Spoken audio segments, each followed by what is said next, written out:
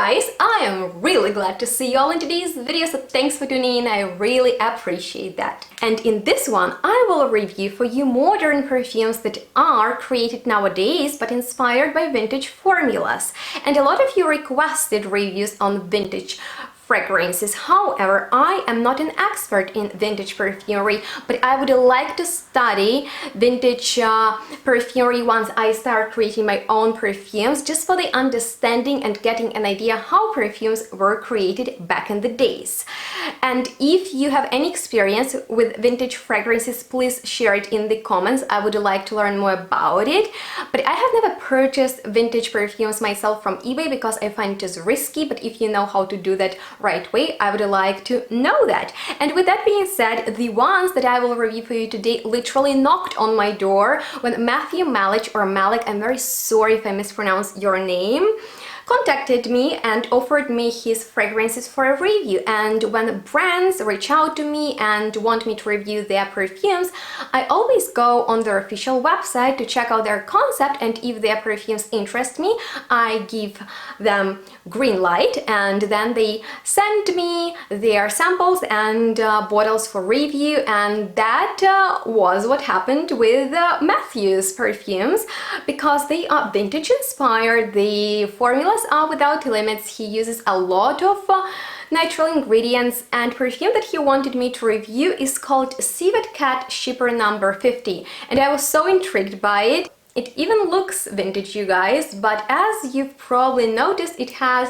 this animalic perfume material, civet, in the name, and I literally wanted to smell it so badly because I love animalic perfumes of all different kinds, skanky, not skanky, I don't care, I love animalic perfumes, but to some people they can be a little bit offensive, and I really wanted to find out how his Civet Chypre will smell, because I love civet, I love Chypre, and I don't have a perfume like that, even though I have civet synthetic material, and it will scare so many people. There is nothing in between. You like it or you hate it, because it smells like poo, it smells animalic, it smells very pungent, but if you work carefully with it, you can create a masterpiece. So I decided to give this one a chance, and I am so happy that I did, because if you're wondering if it is an aphrodisiac in a bottle, heck yeah, it is. And it is so vintage-like, and the opening is so juicy and lively, and I can smell sparkling bergamot in there so vividly, because I actually have it too, bergamot essential oil, and it is essential material for Chypre composition, and in here it is blended with some sweet oranges as well as aldehydes, which create that vintage mood, because aldehydes were used heavily back in the days, but it's not like you're smelling Chanel number 5. They go away pretty quickly, and then the magic happens, because I can't even describe you how it smells. As far as floral notes go, in here we have rose, and that's all. We have a lot of wood, we have some orris, we have tonka bean, we have real civet paste, and even though Matthew reassured me that he knows a guy who goes to Africa and treats civet cats real well and animals are not hurt, and he brings Matthew real civet musk paste, I wasn't there. I can't tell you for sure about the animalic ingredients in here, so if you're wondering about them, contact Matthew. He has amazing Instagram profile in which he breaks down different perfume materials, and his posts are so educative. So if you are seriously interested in perfumery, I highly recommend you to follow him on Instagram, or you can contact him on email.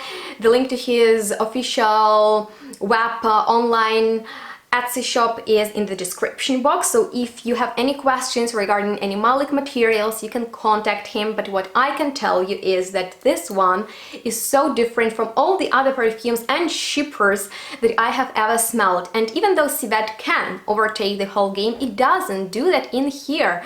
It just smells so sexy, and honestly, this one transports me to the 20s. And even though I didn't live back then, I have a feeling that I am in a jazz nightclub among beautiful ladies and handsome men who wear their expensive and posh looking suits and dresses. They have their hair perfectly done, women have exquisite makeup on, and they laugh, smoke, drink, having fun, dancing and joking, and later they go home, make love to each other wearing this one because it's aphrodisiac in a bottle. And even though the official description says that it smells like female reproductive organs, even though that might be appealing to some, I would say it is way more complex and interesting than that. But is it sexy? Oh yes, for sure. And I love it because it's unisex, it's appropriate for all year-round wear, and even though it is casual enough, it will be amazing for special occasion when you want that extra feel. So I have no idea why you shouldn't check it out if you like Chypre or animalic ingredients. And with that being said, even though that one is my favorite, I also received a few samples which I wanted to mention briefly.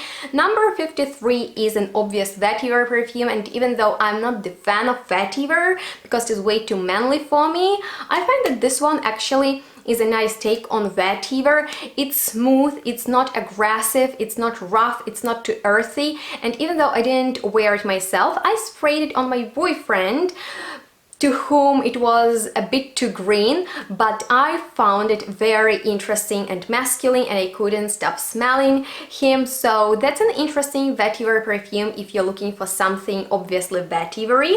And this next one, number 31, is a classy, very spicy, warm, at the same time fresh vintage perfume that I think will be actually very mass appealing. I'm not the biggest fan of this one, even though it smells nice. Like, there is nothing wrong with this one. It smells just a bit too classy for my likings. But if you miss real vintage perfumes that have that retro feel, that might be something you want to check out. But I really recommend you number 34, which my mom is obsessed with, because this is perfume about patchouli, and patchouli is one of my most favorite ingredients. To me, this is the scent of millionaire's life, and if you want to show the world the level of your wealth, and if you want to smell extra luxurious, wear something with patchouli. And in here we have aged patchouli, which is actually fruity, minty, dry and dusty all at once, and it is very fruity, as if red fruits were rolled into patchouli leaves. And if you drive expensive car, you live in very expensive house, you wear diamonds as jewelry and designer clothes, and you want perfume that will represent your status, I would recommend you this patchouli one that smells absolutely great and even a little bit powdery, so probably that's why my mom loves it so much.